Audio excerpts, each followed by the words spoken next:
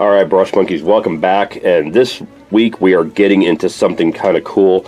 I've got a painting event coming up. By the time you watch this, it will have already been in the distant past, but because I record these things so far in advance. But I've got to get some figures ready for an upcoming event.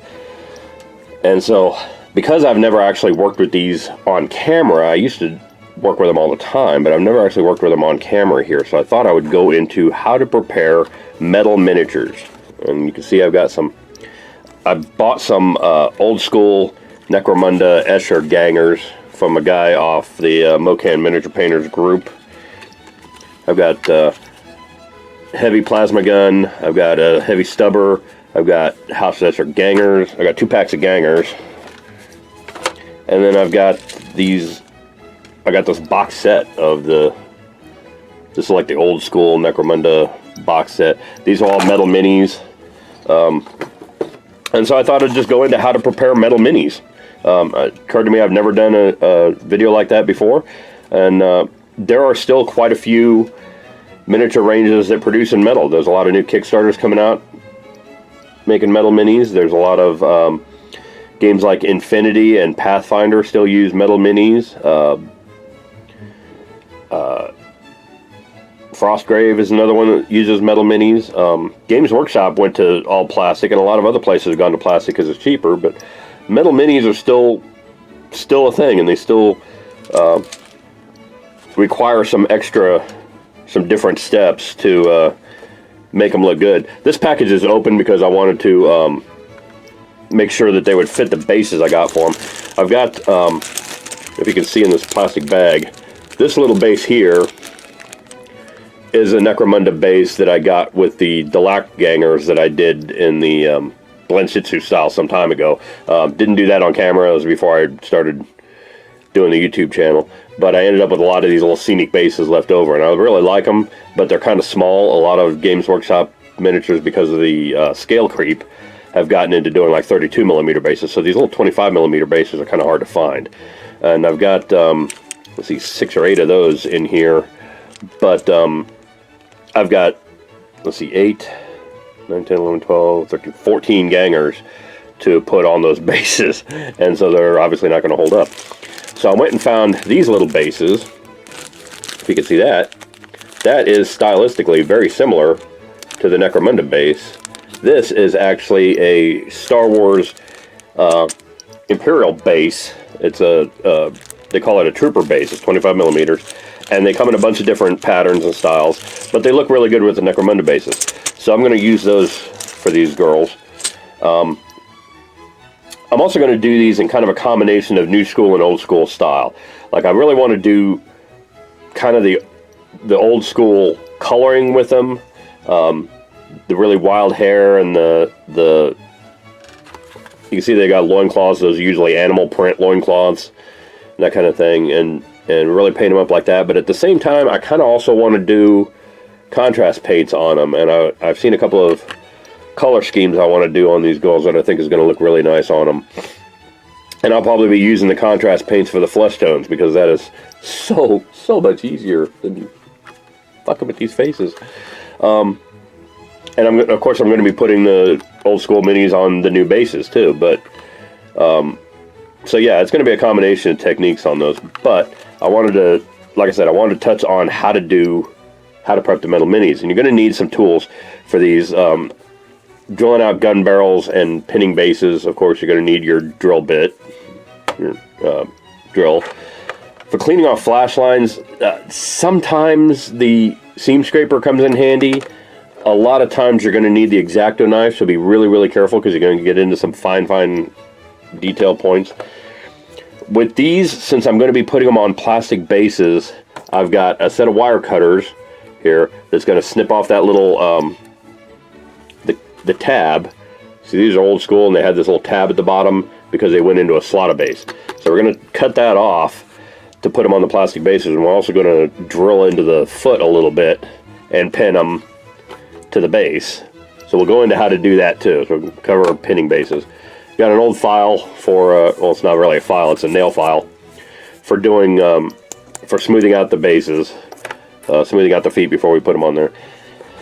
And for removing flash lines and what have you, I've got a selection of needle files here. Got a flat one with kind of almost an edge to it. I've got a half round, so it's round on this side and then it's flat on this side. And then I've got a little triangular file here. Speaking of triangular, I'm going to see if I can find, I saw someplace a triangular seam scraper. It was kind of like this, but actually it was kind of more like an X-Acto knife. It had a handle kind of like this, but the blade that went in it was triangular, like this file, except it wasn't serrated like the file is. So that nice triangular blade could really get into tight places and scrape off the seam lines and things like that. So I'm going to try to see if I can find one of those before we're done. But that's what we got going on right now. So I know this is going to hurt a lot of people's hearts that I have to open these packages, because I know I've got friends that just collect the blister packs and want to keep them on hand. But I'm going to open them all up. The painting event I'm going to, I'm going to take the 4 gangers and the 2 heavy weapons characters. So I'll have six minis to work on there. And then the box set, the box of them, I'm going to reserve until, I'm going to prepare them at the same time as I do the rest of these miniatures, but I'm not going to paint them at the same time. And you're not going to see these girls painted until I get into that. I'm going to do a whole video on painting House Escher for Necromunda. So, okay, so for the slaughter bases, you can just get rid of those. This video is all about how to prepare these miniatures for painting. I'm not actually going to paint them here. I'm going to paint them at the event. This is just how do you get them from this to something that can be usable for paint. And this is really just about finding the flash lines. And the easiest way to do it is the slaughter tab here is usually the border between the 2 halves of the mold. The mold goes together like that. Okay, and so that will have a flash line running through the middle of it. So then you just trace it up through there. You see they got this little spot right there.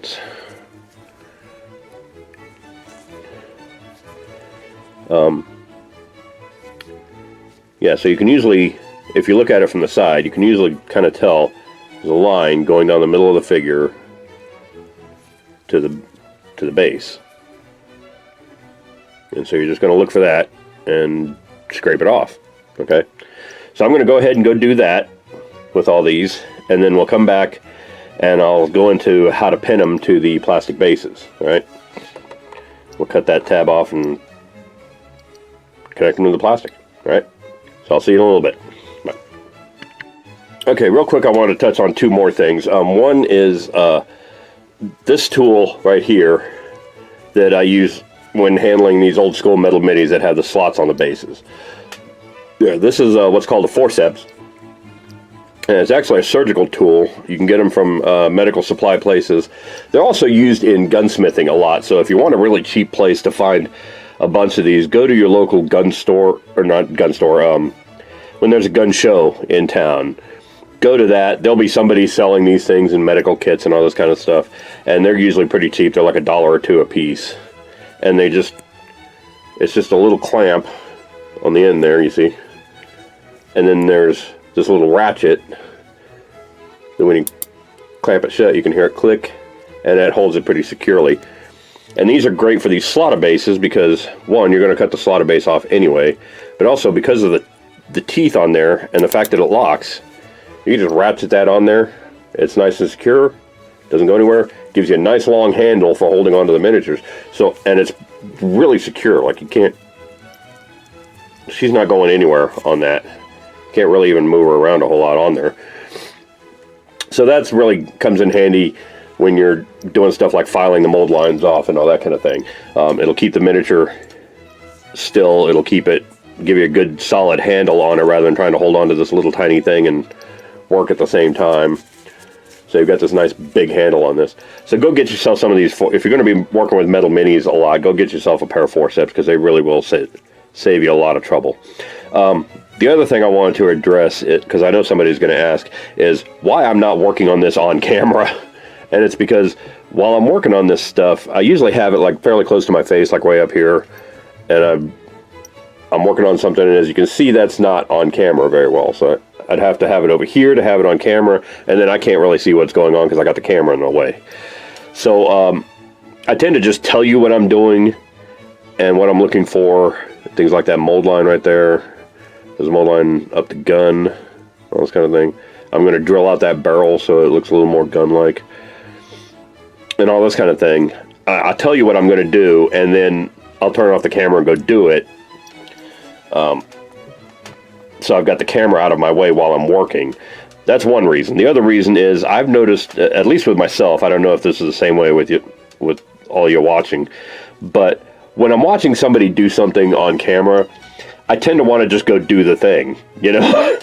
I have this problem with the Rocky movies. I watch the Rocky movies, and it gets to the workout montage, and he's training for the fight, and I'm sitting there on my couch thinking, I am so lazy, I need to go get up and go work out. And I'll, like, pause the movie and go to the gym. So I tend to want to just do whatever is being done on camera rather than watching someone else do it. That's why I can't watch people playing video games on YouTube. I want to turn on the Xbox, and then that's a whole afternoon wasted.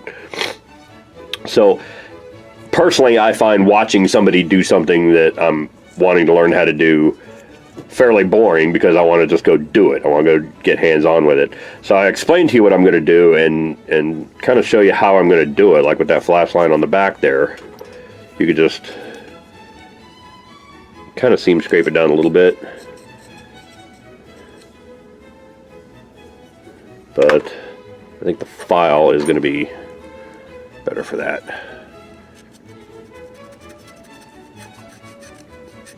And you don't want to go really hard with the file, you just kind of want to be a little bit gentle with it. Figure out which side is going to work better for you. There you go. And you probably heard this said at other YouTube videos, if you can see the seam line, that's not that big a deal. It's when you run your finger over it, can you feel it? And if you can't feel it, don't worry about it. It's done. It's not going to show up on the paint. So there you go. Just a couple little quick tips and tricks. Like I said, I'm going to turn off the camera and go work on these girls, and then I'm going to come back and show you the end result. All right? See you soon. Alright, so I've got the first ganger done, and she's on her little scenic base, and she's looking pretty spiff.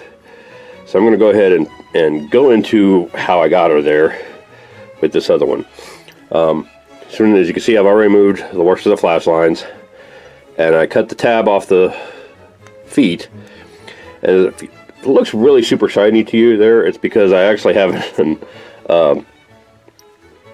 a grinding wheel in my shop.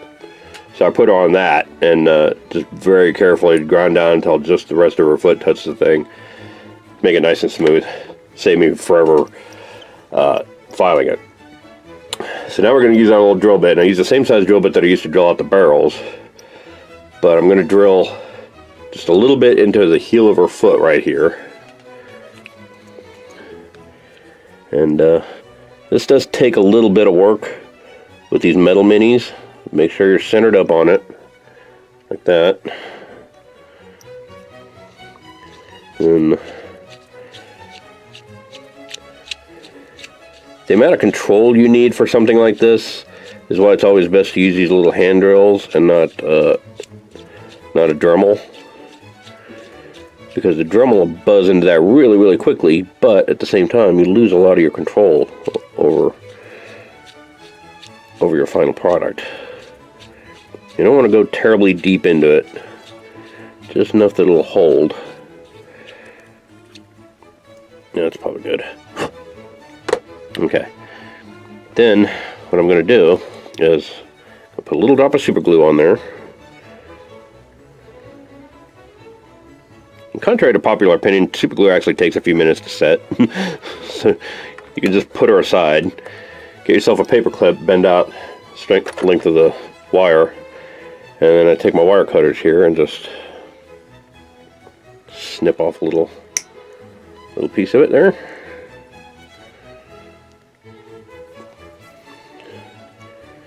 Okay. And I'll put that little snipped off piece in the hole.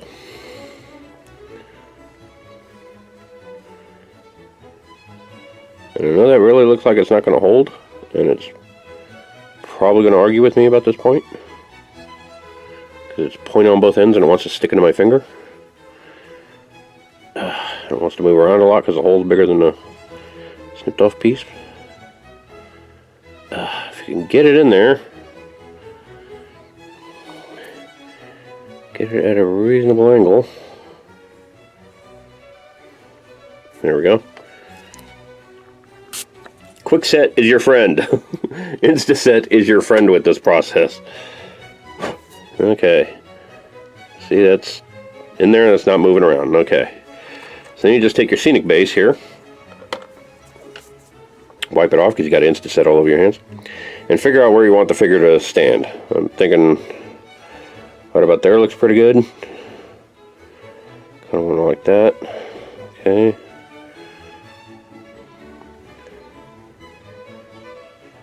Kind of figure out where she's going to be fairly balanced on this. Could put it right there. Put a little hole right there. Okay, so I'm going to put the hole right there in that seam. You're not going to be able to hardly see it at all, so it's going to be good. And just again drill down into your base until it pops out the other side there, and then I like to put a little drop of glue there. That's kind of a big drop of glue.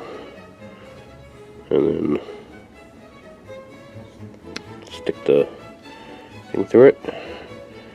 And I'm going to take a little bit of that glue on her foot, on her opposite foot. So when I put it through like that, I can kind of press her other foot to the base over here.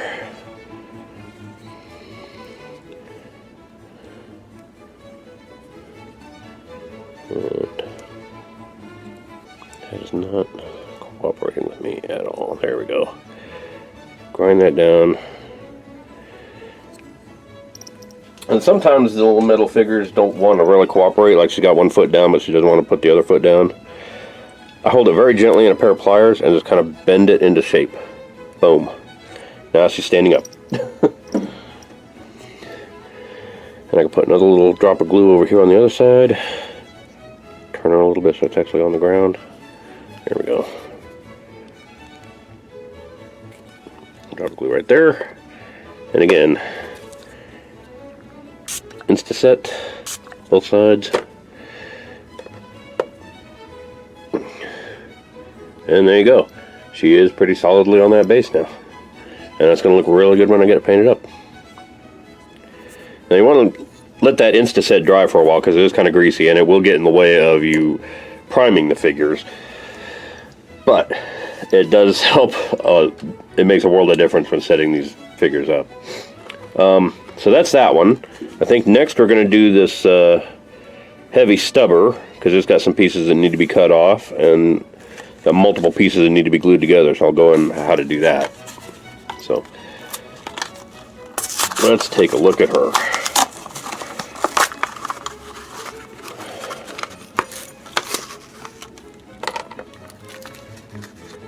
Backpack. There's a little slaughter base I'm not going to use. And if you happen to get those kind of blister packs, I always save these little sponges because these things come in handy for a number of different applications. I always use it for like little corners or weathering and stuff like that, and it's they really do come in handy. Here, she's looking pretty spiffy. I'm not sure why there's a little hook on the end of the tab there. That's a little weird. But she's got that. She's got this heavy machine gun, which is slightly bent, and sometimes that happens. Just very gently bend it back into place. There we go. Coming up and down bend too. There we are. And then you can kind of dry fit the pieces. You see there's a little bump on her shoulder there, and it goes into a little socket on her arm. If you want to, you can pin these pieces. It's not necessary. But you can see there's a little little piece of flash right there on the stub of the wrist that's going to get in the way of putting this thing together just yet. See, it wants to go right there, and it's got that thing in the way. So it's going to look like that, and that's pretty spiff. So that will need to be removed. And then she's got this backpack, which has this whole big thing on the top of it that needs... This thing is really just... This is how they make the mold. They put the two-piece mold in, and this is on top. They pour the lead into it, and it goes into all the rest of the stuff. It's not lead anymore. I know they used to use lead, but it's a tin alloy now. But that's all that is. You just cut that off, and then, like I said, file down the little stubby bits.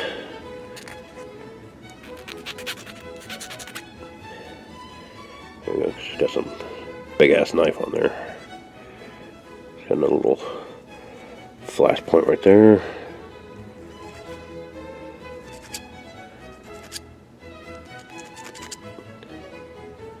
That just doesn't. There we go.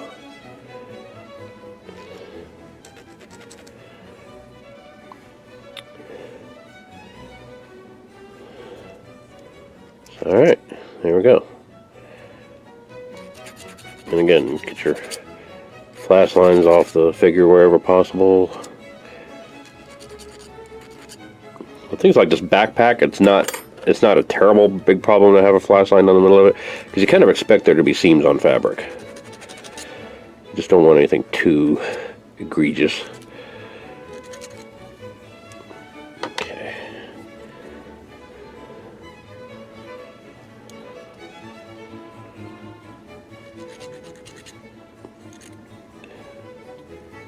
Still bad out of shape. Sometimes it's really kind of hard to get these into true, but there we go. She's got that little flash line between her shoulder and the handle of the gun, which you can usually cut out by just getting an X-Acto knife in there. That one may need the clippers. I don't like using the clippers on something that small because you risk damaging the parts around it, but sometimes it needs to be done.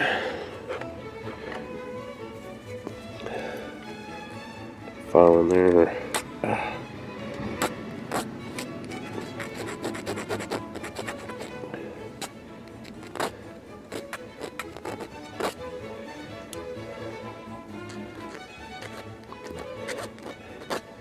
Trying to file down the handle without filing down the shoulder.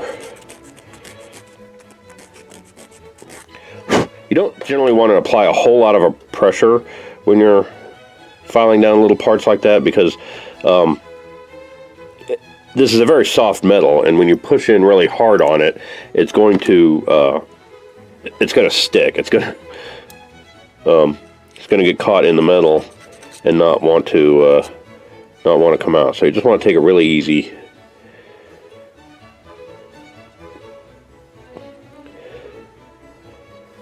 This is actually a pretty well put together figure here. Oh, the little piece, I almost forgot the little piece I was going to file off, that I specifically mentioned you're going to need to file off. There we go. Got the piece off. File that down. Booyah. Okay.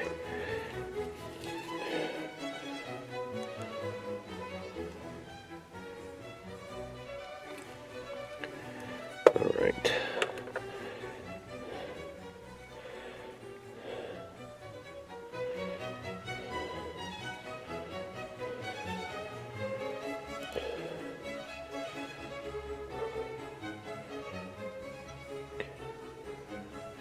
Again, Instaset is your friend.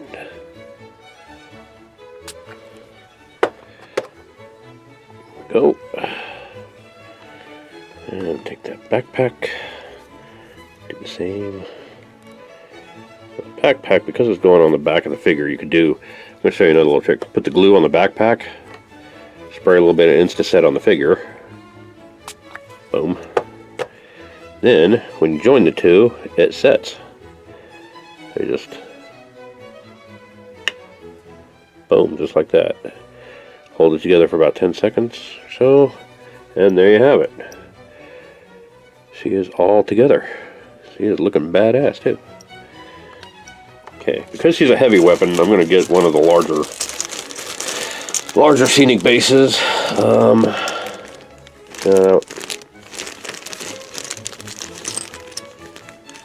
Let's go with that one. I'm going to do her just the same way we did the other two. Just going to clip that thing off the feet.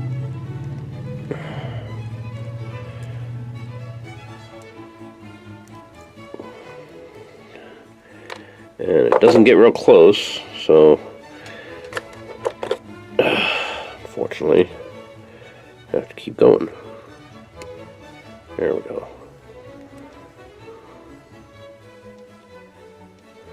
Go slow while you're doing this because you don't want to clip off any of the parts of the miniature. Then you just take your file,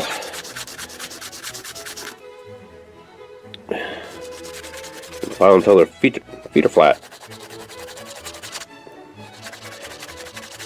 This goes by really quick on plastic figures. On metal minis, not so much. I can tell that foot's going to be a problem because she's already kind of leaning forward a little bit.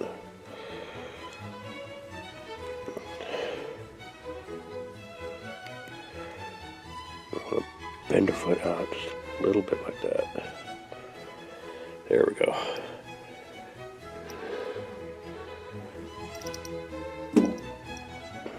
There we go. The file. This is why I sometimes use the grinder in my shop. I've got an electric grinding wheel that I can just kind of hold the figure feet up to until they flush with the wheel.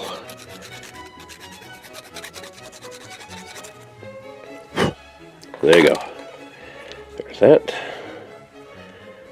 And since that one's still a little bit mucky, but I'm going to use that. I'm going to use the mucky to drill the hole.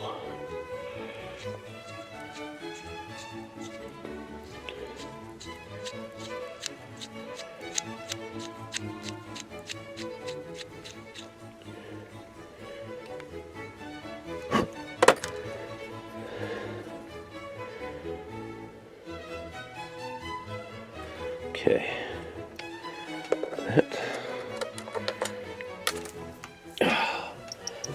And it wouldn't be a day in my shop if I didn't drop something, so get out another paper clip. That's why I keep a bunch of these old paper clips around. Because occasionally you're going to drop something. When you do, it's kind of a pain to find it again.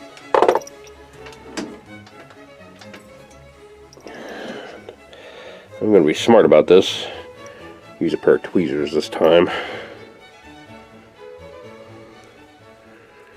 Get a grip on that little puppy.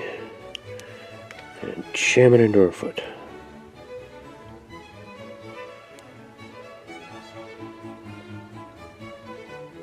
Get it fairly upright. And Insta-Set. Okay, the bad thing is the Insta-Set kind of goes everywhere and requires about 48 hours to dry fully and not affect how the miniature looks or how the primer goes on, all that kind of thing. Good thing about it is it kind of smells like cake frosting.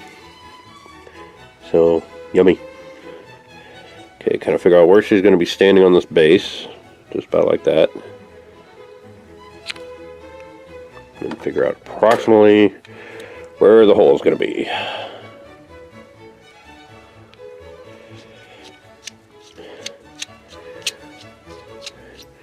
Drilly, drilly, drilly, drilly. Drilly, drilly, drilly, drilly. Okay, I'm kind of digging these Star Wars bases. The Star Wars Legion bases, because they're really thick. I mean, you can see there's not a whole lot of space underneath there compared to the thickness of the base. Which is good, because when you go to drill this hole through it, There we go. Takes a little longer to drill the hole, but you know this is going to be a much more secure connection now because of the depth of that.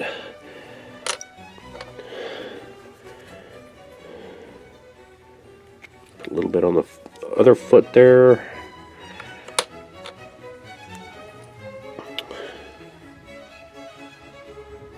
And boom, on the base. Insta-set. And look, I didn't even have to trim that one down. That was already where it needs to be, for sure. Yeah, there you go. Another Necromunda Ganger done. This heavy plasma character here, I'm going to do her the same way I just did the heavy machine gunner. But this one I think is going to show up in a future video because of that big plasma gun. I'm going to show you how to do OSL effects with an airbrush. I kind of showed you how to do it a little bit on the Sisters of Battle, the Seraphim video, but I think this one will be a better example. I think it'll show up better on this one. So I'm going to go ahead and go do that and finish up the other two gangers, and then we'll get to priming these girls. And this is going along quite a bit faster than I thought. I am going to go ahead and put together and prime the box set of Escher gangers, but they're not really going to feature in this video. They're going to be in a future video down the line, so probably next week by the time you're watching this. So if you're seeing it next week and you wonder why I've already got it put together and primed, that's why, because I did it during this one. And I'm only really going to need these 6 to take with me to the event. So yeah, like I said, I'm going to go ahead and put the others together, and then we'll come together and watch the priming. All right, see you soon. All right, Breast Monkeys, quick little update time. As you can see, I've gotten 7 of these girls put together. That's half of them, including the box set, which I'll be doing a video on the painting of next week. These 7 are going to be the ones that I take with me to the Paint-A-Palooza, and I'm gonna do a modified Zenithal Prime on them, where I do it with gray cere and then white from on top. So it's not going to be quite the same thing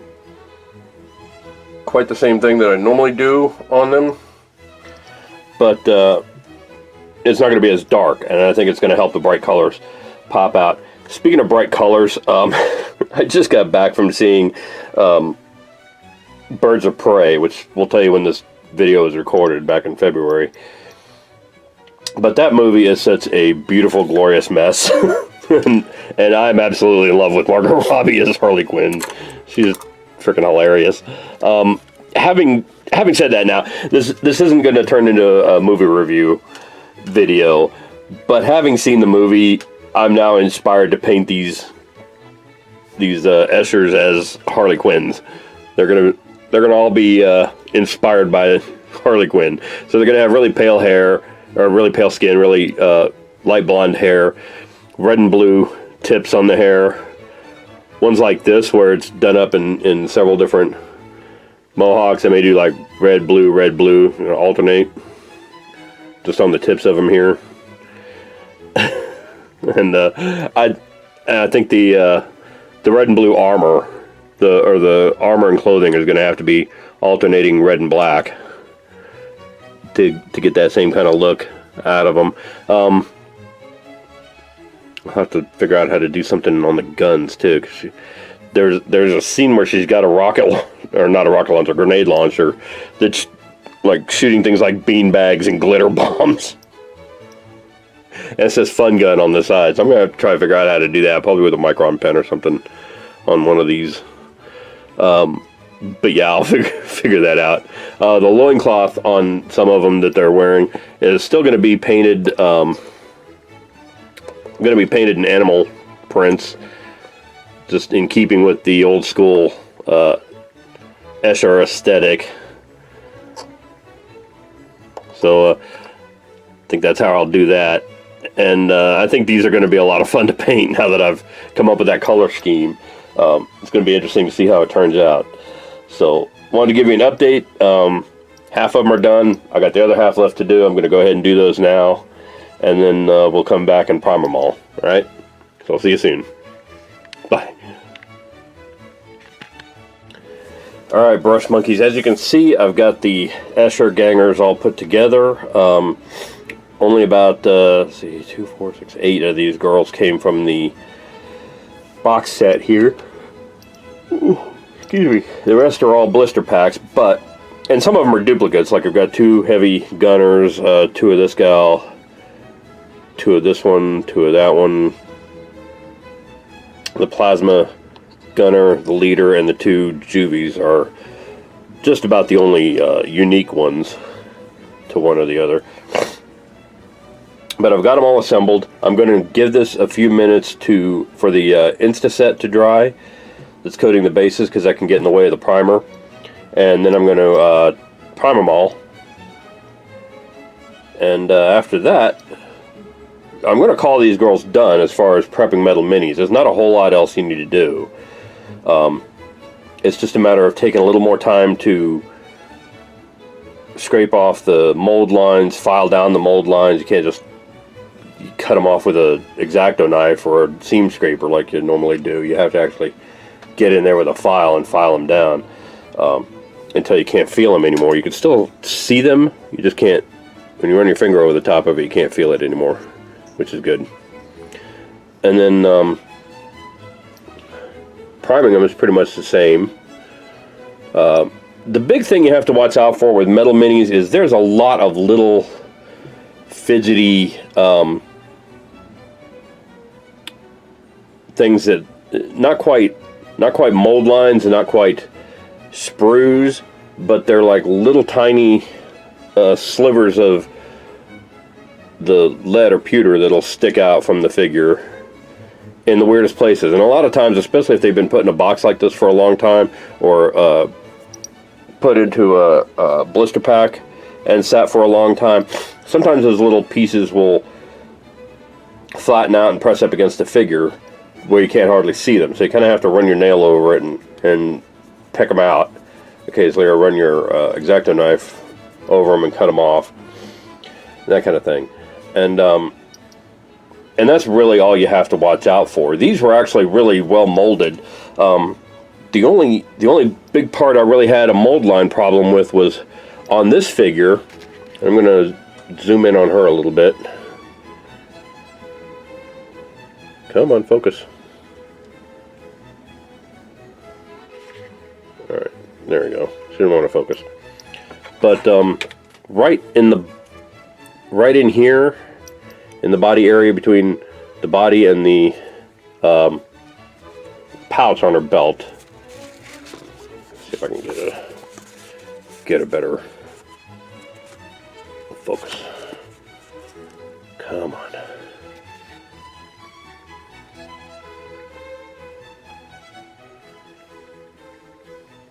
Okay, so there you can kind of see it.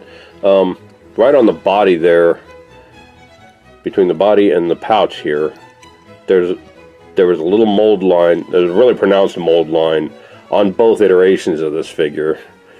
So I had to go in there with the X-Acto knife and cut it out.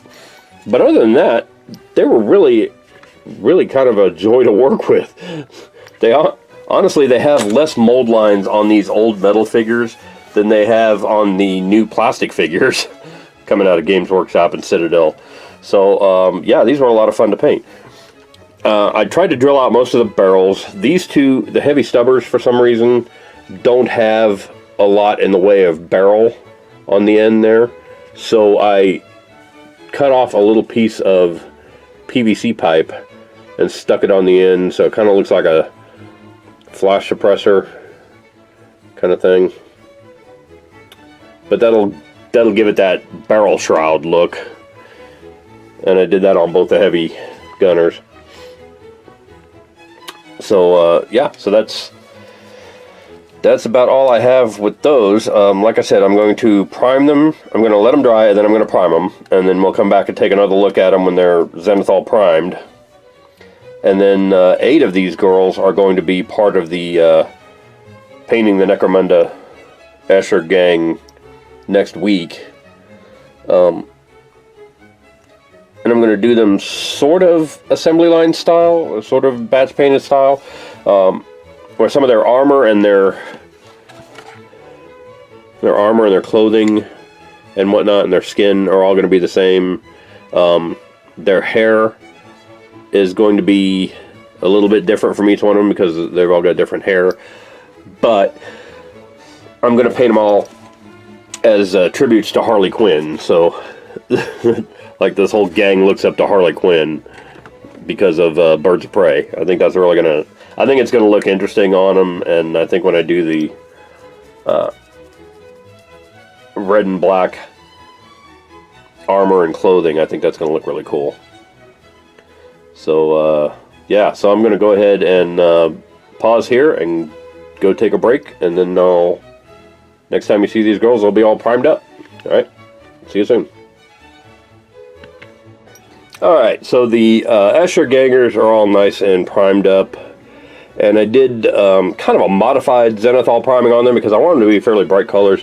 So I didn't do black, instead I did an all-over spray of gray sear, and then just a top-down spray of white. So you look at them head-on, they look mostly kind of a light gray and then white from on top. So it's still going to be zenithal primed. It's still going to have the same effect with the contrast paints when I use them and that kind of thing. But it's not going to be as dark as it normally is with zenithal priming. So I'm going to go ahead and call these girls done for right now. Like I said, about 8 of them, the ones that were in this box set, are going to be set aside for the Escher Gangers video that I'm doing next week. The rest of them are going with me to the Paint-A-Palooza. They're all going to be painted exactly the same. So on my daily updates from the Paint-A-Palooza, if you check TikTok, go back and check TikTok. That will have been a few months ago. If you go to check those, you'll see that I've got some of them already done. Next week when I post the Escher Gangers video, you'll see about half of them are already done in this color scheme that I've worked out for the Harleys. In the meantime, thanks for watching, and I will see you guys next week. Alright, see ya.